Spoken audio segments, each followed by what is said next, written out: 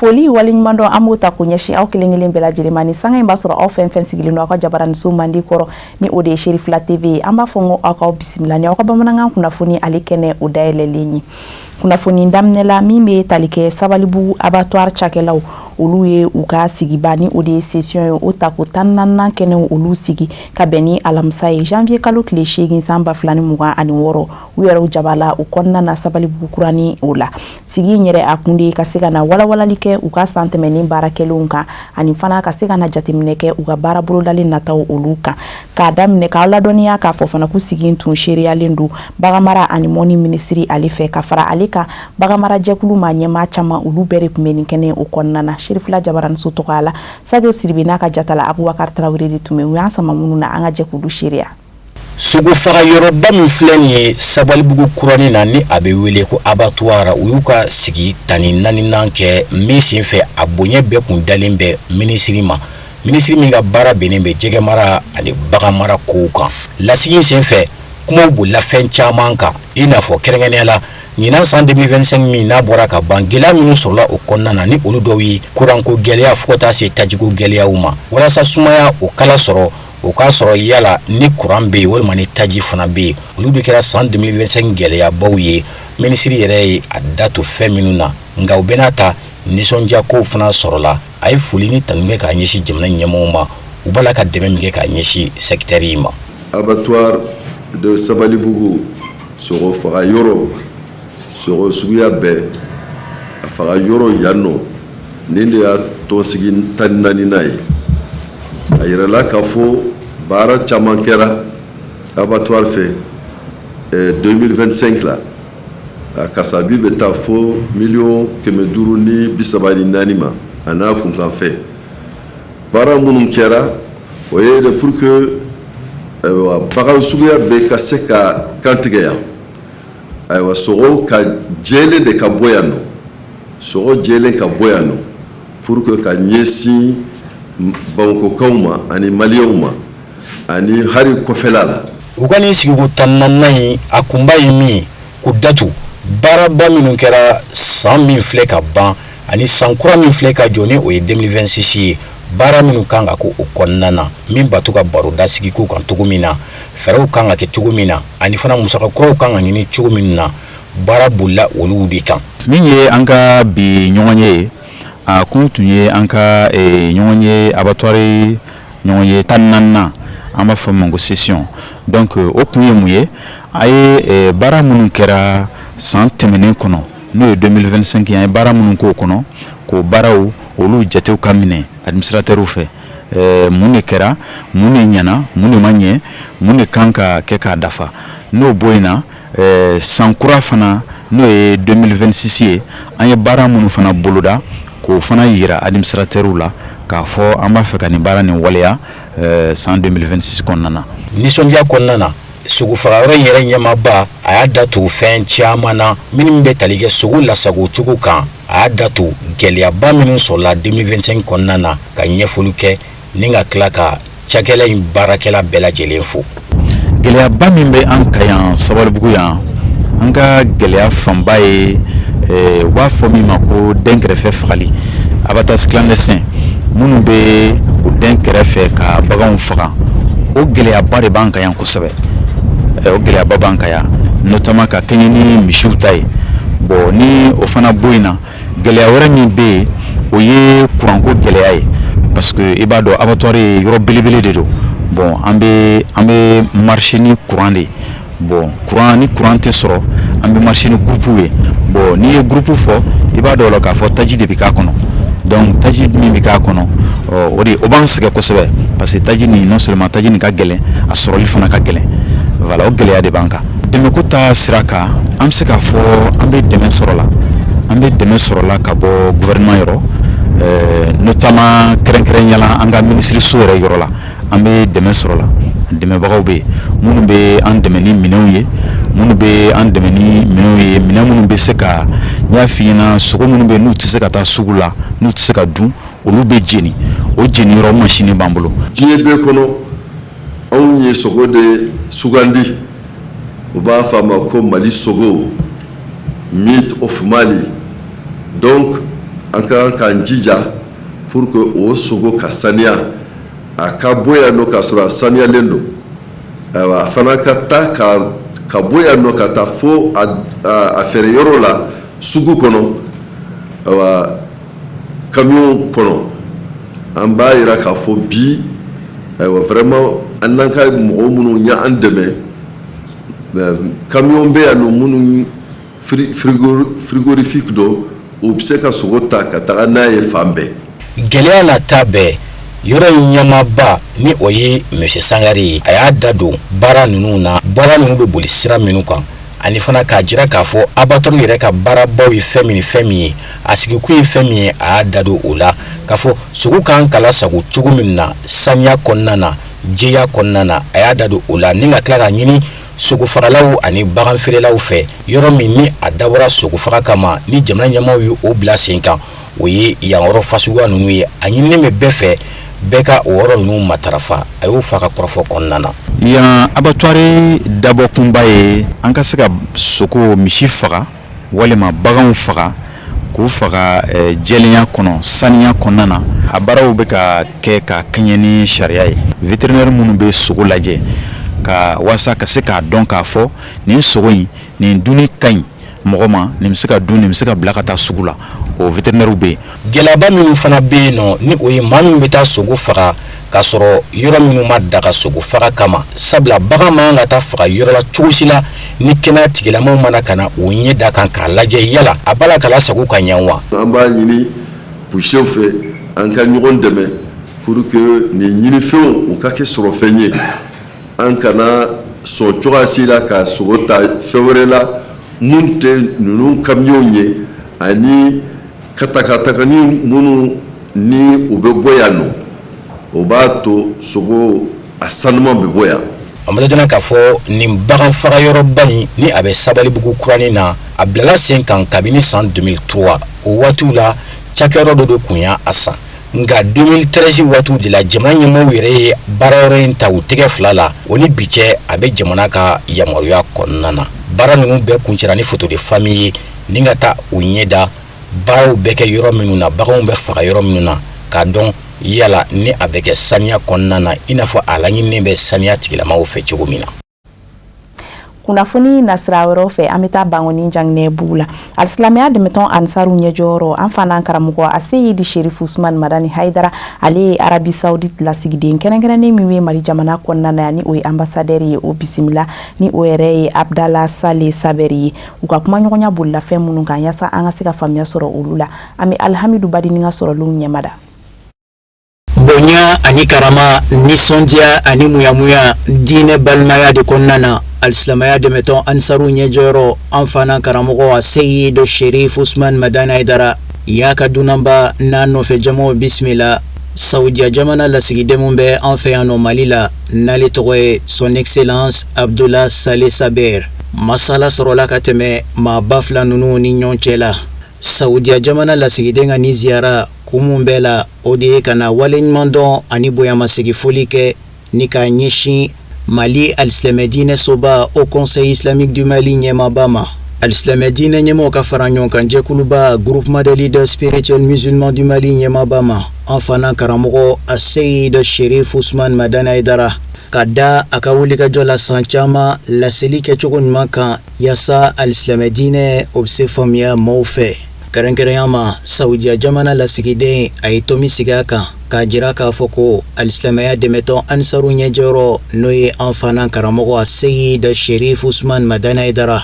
k'a ni foli ka kan ka da a ka laseli kɛcogo ɲuman kan k'a jira k'a fɔ ko alisilamɛ diinɛ bɛn diinɛ don ko toɲɔgɔntala diinɛ don ani a bɛ wulikajɔ min na su ani tile bɛn ani kolosuma o bɛ se sabati jamana in kɔnɔ saudiya jamana ka lasigiden a ma kanu ka na a tigɛlangolo baw fɛn min ye lajalifɛn ye o y'o ta ni k'o di an fana karamɔgɔ ma a seyid sherif usman madani haidara masalaw kɔfɛ mali alisilamɛ diinɛ ɲɛmaaw ka fara ɲɔgɔn kan jɛkuluba groupement des leaders spirituels musulmans du Mali ɲɛmaaba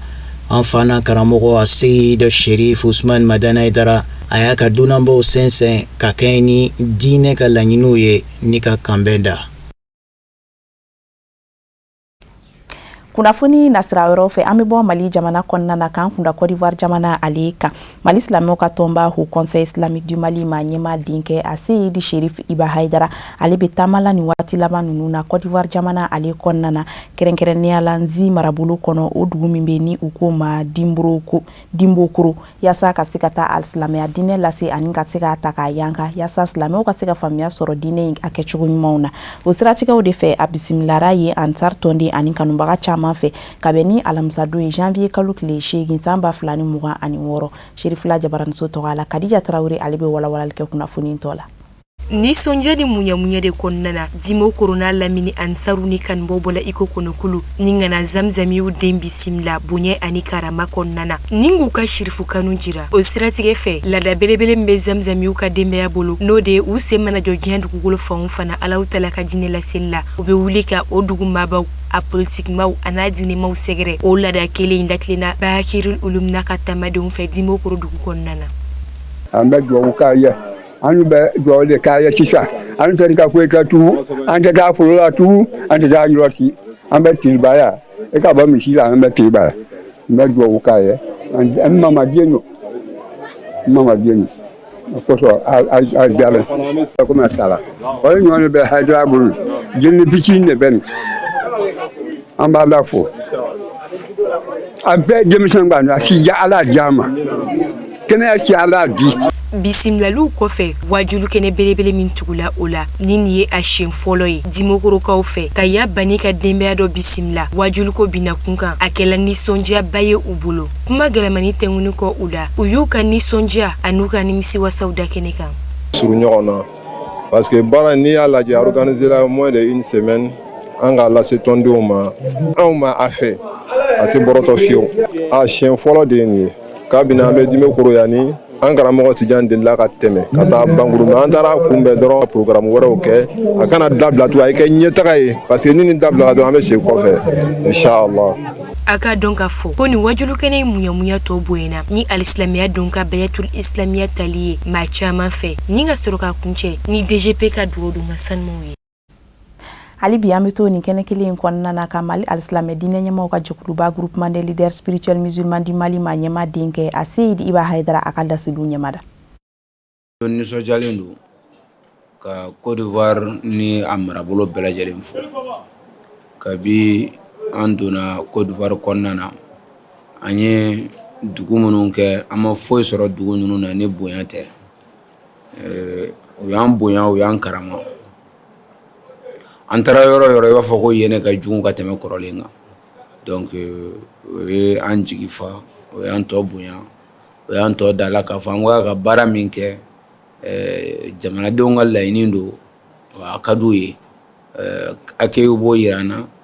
et puis an bɛ taa yɔrɔ yɔrɔ an ni faamaw an bɛ fɔlɔ préfecture la ka faamaw fo faamaw yɛrɛ b'u ka bonya yira an na k'u ka nisɔndiya yira an na k'a fɔ n'u mago bɛ fɛn na nin don donc n'an taara alimamiw fɛ yen o kelen don n'an taara dugutigiw fɛ yen o kelen don bon alhamdulillah n bɛ Ala tanu daminɛ na baara taabolo ka ɲi bon Uruzo Ala k'an bɛn sababa ma fo ni faama min t'a dɔn an bɛ ka min kɛ n'i t'a dɔn mais a dɔnnen kɔfɛ faama o faama tɛ nin baara in soutenir o ye jamanaden jugu de ye parce que an bɛ ka faamaw ka baara de nɔgɔya u bolo a ye sonyɛni dabila o bɛ faama bɛɛ arranger o parce que ni sonyɛni dabila la ayiwa dɔ bɛ b'olu de ka problème na o jamana bɛ tilen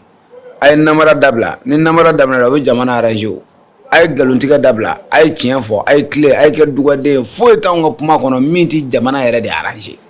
donc o la jamana faama o faama b'i yɛrɛ karama n'i b'o dɔn ka ban i b'o o baara bonya de walima k'o soutenir k'a yira an b'a fɛ parce que a ka ɲi i ka jamana kɔnɔdenw ma ni juin min ni dɔrɔgu dabilala min dabilala Côte d'Ivoire a nafa bɛ jɔn kan Côte d'Ivoirew ne don a bon o nafa bɛ se jɔn ma a dirigeants ne don i n'a fɔ Mali la an bɛ ka kɛ cogo min na wa an bɛ ka kɛ o cogo kelen na Côte d'Ivoire wa Ala sɔnna Côte d'Ivoire faamaw y'a faamu u bɛ k'an dɛmɛ baara in na an bɛ Ala deli halisa Ala k'a ɲɛ an bolo halisa a lamɛnko ɲuman Ala k'a di an ma an na ni sisan cɛ min kɛra aw yɛrɛ o ye o seereya b'aw bolo images la donc an bɛ Ala deli sa halisa Ala k'an dɛmɛ ko in ka daminɛ hɛrɛ la k'a ban hɛrɛ la Ala m'o kɛra Ala kana yɛrɛ ye a la Ala kana yɛrɛ mɛmɛ a la. amina ya rabi ala ko duwa umne o de fana ban sensen kan kun da jen fan wɛrɛ kunnafoniw nga min la lase aw ma karamɔgɔ Musa Fɔnba fɛ.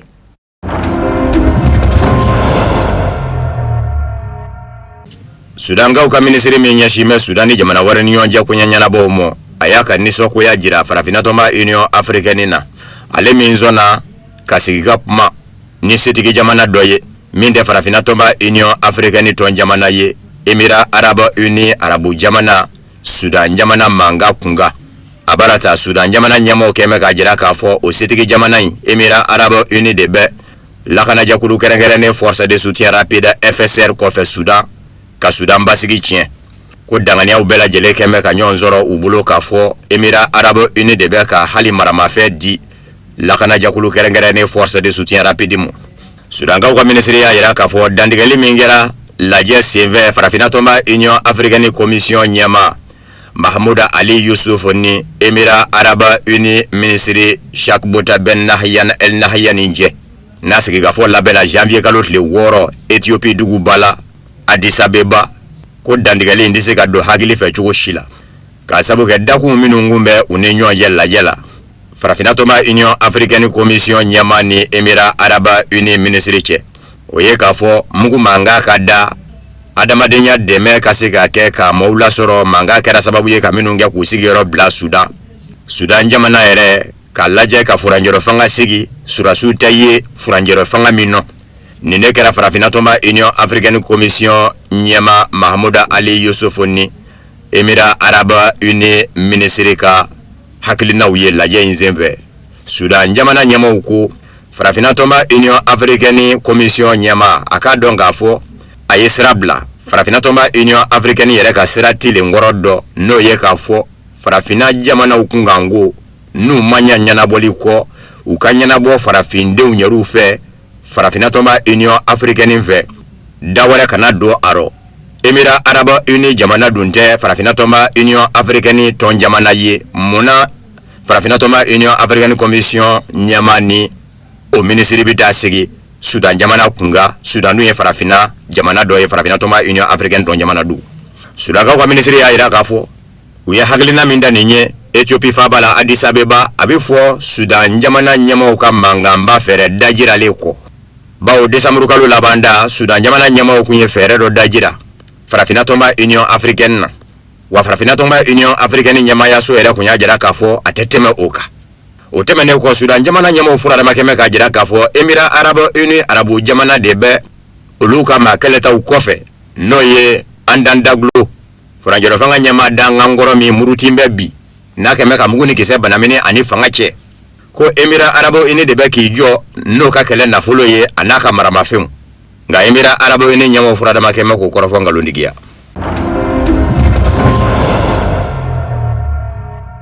Eresila surasiya ye a jira k'a fɔ a ka mugu filita min n'a bɛ wele ko missile Orashnik min ma na fili Eresila ni Allemagne cɛ miniti 3 a b'a sɔrɔ n'a filila Eresila ni Angleterre ni Faransiw cɛ a cayara bɛɛ miniti 8 miniti 9 don a bɛ tiɲɛni kɛ ye ko a y'a dɔ fili Ukraine jamana kan surɔ janvier kalo tile 8 ka dugu jɛ bi janvier kalo tile 9 na Eresila surasiya minisiriso y'a jira k'a fɔ tajuru sara bere don kɔsa in na Ukraine jamana ɲɛmɔgɔw ye drone 90 kɔw minnu ɲɛsin Eresila jamana ɲɛma Vladimir Poutine ka so dɔ mɔ ni u ka sanfɛfɛn kunbɛlaw y'u bɛɛ lajɛlen tiɲɛ ka sɔrɔ u ma tiɲɛni kɛ k'o tajuru sara bere de don Eresila surasiya minisiriso y'a jira k'a fɔ Orashnik dama ma fili sanfɛla dugumana Kwajikana o mugu filitaw minnu bɛ sɔrɔ o yɔrɔw la nin bɛɛ dɔ fili la ko Ukrainenkaw fɛ yen drone dilan yɔrɔ min bɛ yen n'o drone dɔ de kɛra ka Eresila jamana ɲɛma Vladimir Poutine ka so dɔ bɛlɛ k'o drone dilan yɔrɔ bunna k'o tiɲɛ ani Ukraine jamana surasiya daga yɔrɔw minnu bɛ yen ni Ukraine jamana faamaw jigi dan bɛ o ka kɛlɛ in nɔ k'u y'o bɛɛ lajɛlen tiɲɛ surasiya minisiriso ka fɔ la Eresila.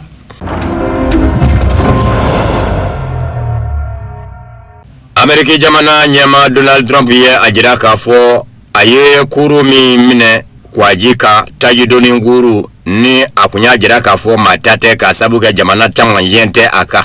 ni Eresila jamana ɲɛmaw bɔra k'a jira k'a fɔ u ka tajidoni guru don marinera k'a bira ka taji bɔli daminɛ ka bakurunba kɔnɔ Donald Trump y'a jira k'a fɔ tajidoni nguru yimina ni magweleya nga kunafunidira ukele ka nyininga yala eni Vladimir Putin resela jamana nyama sera ka nyonzoro tajidoni nguru yingunga ngula wa amajabili di ula Janvier galot le wulubla Amerika jamana jika ngola shirikila uminumbe kwa jika ulode yeni nguru mba yimine tajidoni nguru mimi wele ko marinera resela jamana tadu nga minena yoro mina jidu jiminda jamana dofe ukama ko o international Amerika jamana ministri menyashime Amerika ni jamana warani yonje kunyanya bomo Marco Rubio oya yira kafo amina kuma ke dowreyi Amerika jamana keme ka barko minda Venezuela yamba taji ukun kafo amanga taji kabwo Venezuela yamba fe ko ni ndaji doni nguru inani yere soro o barko ngele de koro Angleterre jamana nyama wi ajira kafo oluye Amerika jamana nyama deme taji doni nguru imineto ni kuna foni udili Irisila jamana manyama okele kapmame uyajira kafo amabe umo bawo ko na mami mvara mangaka nazarala jika na fanguini Ameriki yamba cheka to bwala o na manya ko irisila jamana nyama okunye anyini Donald Trump fe aka irisika de uminungume kuru kono fenga nu soro unyuma na makasigi irisila Ameriki jamana nyama Donald Trump ye alaje ka kuru buliba mafla nyona labla Irisila jamana nyama okele kome Janvier galot le konando jumai Irisila ministri so menyashime irisila ni jamana warani nyonja kwenye na bomo ababu sendigi muso Maria Sagarova boraka semendia kabunya masengi Amerika jamana nyama uye kalaba kajira kafo wulika jo unake mimi sekatu irisila kadeto minumbe tajidoni nguru ngono abebe se kukadema ya lasoro irisila Donald Trump nyine ngale kuna foni dikena do fene simve abarata jamana nyama ika fanga kata chuko mino hali jenyo jamana u nazarala ulu kame kibe kadasa wu okwana dandeka fanga lawa Donald Trump ye kuna foni la ujabe ni minye oye kafo nega fanga dambe ala ni nyere hakili na yembla yoromi nonde kafo jesere kenani benga njariya u minombe ko lu debine bali hakili na dangene mayali lawa ko kandero Amerika jamana kuna foni di so New York Times ma nyema ode o nyine ngali tengu ala yala dandiga fanga lawa ako dambela ni nyere dana yoromi kasanga ni nyere hakili nai nonde foi chise kanjo mago tema ka jensele kenani benga njariala bawo nete ka toro ke mana ako ni sharia o sharia beke gulaya ye Amerika jamana mo aketo ka hakili na do dangene maya okula babe de bulo wa Amerika jamana donga nafa be siramino alebitano de amagote maka jesele kenani benga njariala Venezuela jamana nyama Nicolas Maduro mineni kunga Amerika jamana nyama Donald Trump fe Bielorussie jamana nyama Alexander Lukashenko kuna foni digena do seve ayajira kafo jamva kera Venezuela jamana kono Venezuela jamana deumve akoma kana sigala akoma fe beka fengelende shido la bebe blangu mesinga bengaun wari udajirala Venezuela jamana deuna asurasiu hali minu nde surasiwi ko ma jamba kera Venezuela jamana deunyoru defe akoko minu ngera Venezuela jamana kono ka jamana nyama urupanya siri kabona ye ninganga ke bulu madayoro bebulu nibi ilabe akononde siga fuitela jamba kera Venezuela jamana deunve kanyeshi uka jamana mo Nazarala toma Union Européenne manyema uko ulaba bisonga kelebulu bo kata Denmark gun Greenland kono Amerika jamana kuna foni di sodo ka fola mimi wele ko politiko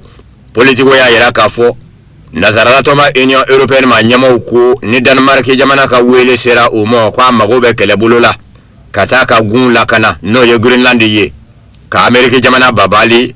kuna kelebulu bo ka di Denmark jamana modre nga bela jele ba donc afo Nazarala toma Union Européenne jamana utise ka kelebulu mimbise ka Amerika jamana keleche ukumbe bao osete ukasurasi ya wiye konga akoni na do Amerika jamana manyemo fe ka fo mado be guingai Greenland meno ndafe Greenland kandraki Nazarala toma Union Européenne jamana do la no e Denmark Janvier galot lenani temene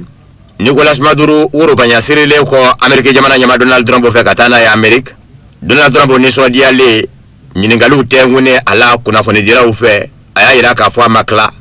amagobe Greenland la ɲɛjugu ɲɛɲuman fɔ a ka Greenland sɔrɔ n'a ma sɔrɔ a jiyarɔ a n'a sɔrɔ a koyarɔ kunnafoni sira dɔw y'a yira Amérique jamana kɔnɔ k'a fɔ bi Amérique jamana fanga bɛ ka labɛn bɛɛ lajɛlen bila sen kan min bɛ se ka to Greenland gun bɛ se sɔrɔ a fɛ nka janvier kalo tile 6 tɛmɛnen Donald Trump ka minisiri min ɲɛsin bɛ Amérique ni jamana wɛrɛ ni ɲɔgɔn cɛ ko ɲɛnabɔ Marco Rubio o n'a toɲɔ minisiri Faransi jamana kɔnɔ ka nɛgɛjuruku bɛ sira weleli dɔ senfɛ a y'a yira u la k'a fɔ a tɛ Amérique jamana ma ɲɛmaaw kɔnɔ ka na kɛlɛ bi Greenland gun ka k'u b'a minɛ ɲɛjugu ɲɛɲuman fɔlɔ. Ni ne fana bɛ dansigi kɛ bi bamanankan kunnafoni sɔrɔlenw na minnu sera ka labɛn kunnafoni di so ɲɛmaya so ka yamaruya kɔnɔ ka bɛn ni sanga in ye ka se ka o ta k'u da aw tulo kan an bɛ segin ko kura ka aw fo aw ka tulomajɔ a n'aw ka ɲɛmadali la n'ala ma basi kan na n'a ye diɲɛ kuma wɛrɛw yira an na an bɛ segin ka ɲɔgɔn sɔrɔ ni kɛnɛ kelen kan ni waati kelen na yan'olu cɛ aw kan bɛn ala ka su yɛrɛ dan bɛɛ lajɛlen ma.